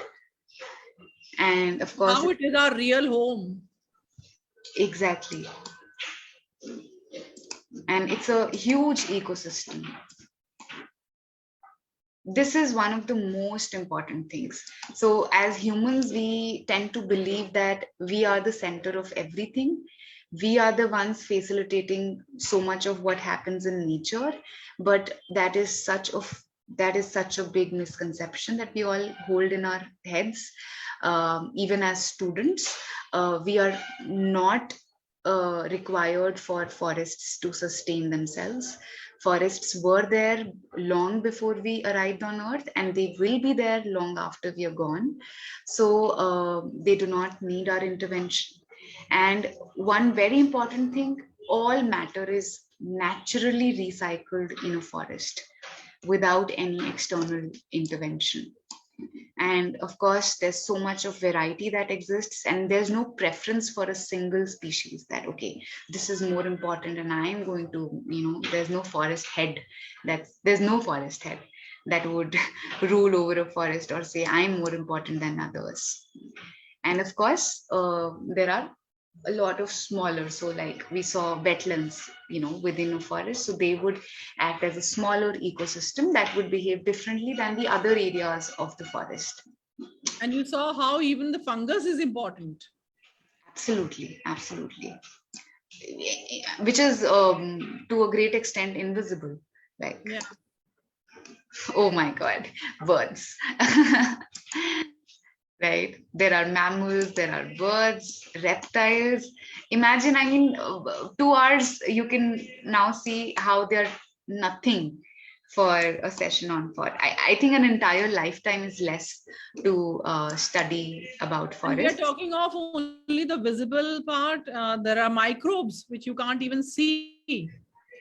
There are thousands of varieties of microbes.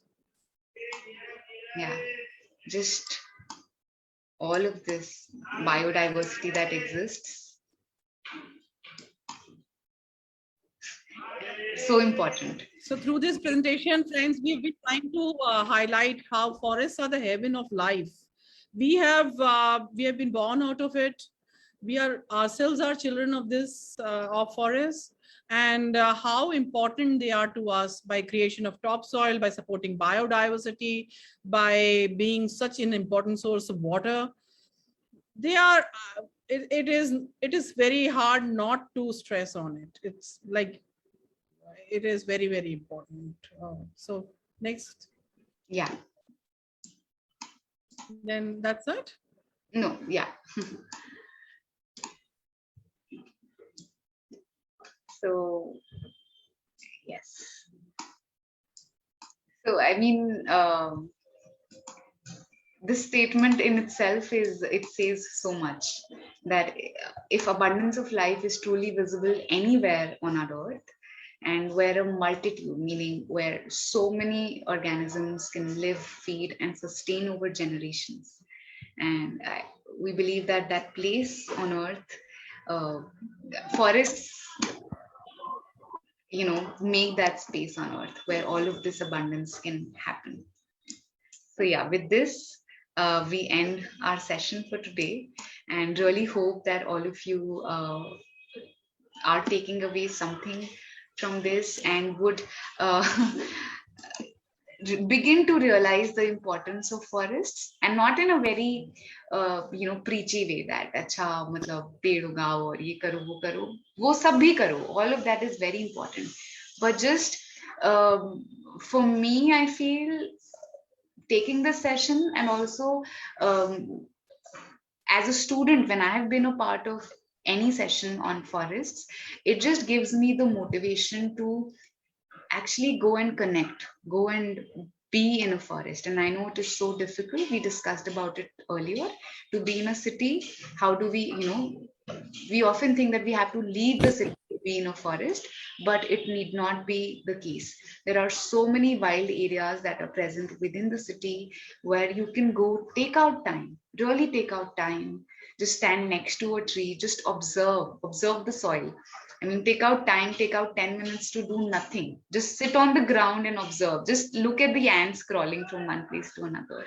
And believe me, you'll be transformed. Like, a part of you definitely would be transformed and moved by the experience. You feel a connection with your soul. Absolutely. And I would recommend that to be the beginning of any scientific pursuit that you were going to make. Like, if you want to study about forests technically, go ahead, do that. I mean, that is the need of the hour. But before that, just try to feel what a forest is, because that has to be the starting point. Otherwise, everything that you study or read, it's going to be at the surface. So it's very important to have that connection. And I'm going to stop talking now. We have thoroughly enjoyed taking this session with you, and we would love to know what you are taking back with you. I hope Apurva has done a wonderful job with it. And I became emotional listening to her. So I hope you all are taking the beauty of forest with you. And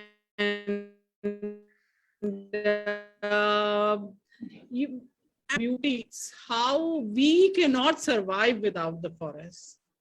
So we would really love to see your feedback. Yeah, it would be great. Yes, absolutely. It would be great to receive feedback. So maybe Kavita ma'am can, organize for that. If we could just get a few reviews about the session. And Manisha, if you're there, can we also have a feedback form?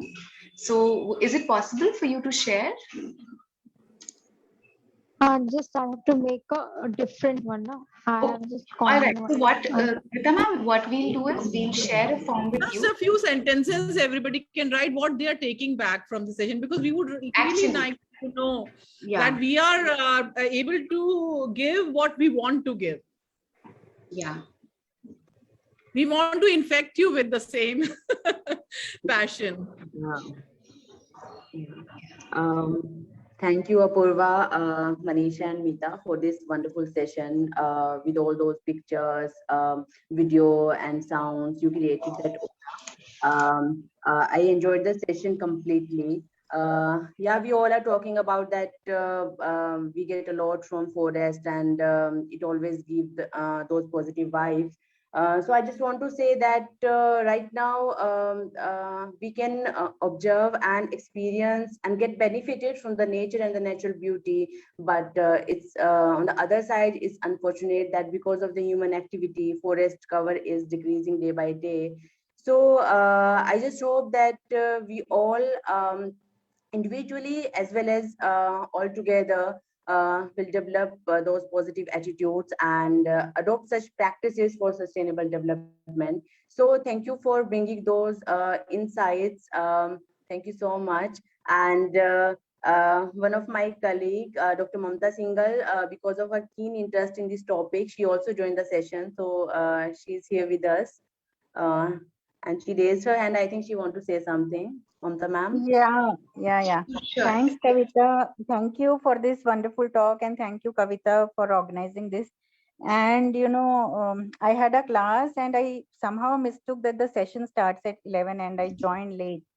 But whatever I could gather, it was wonderful.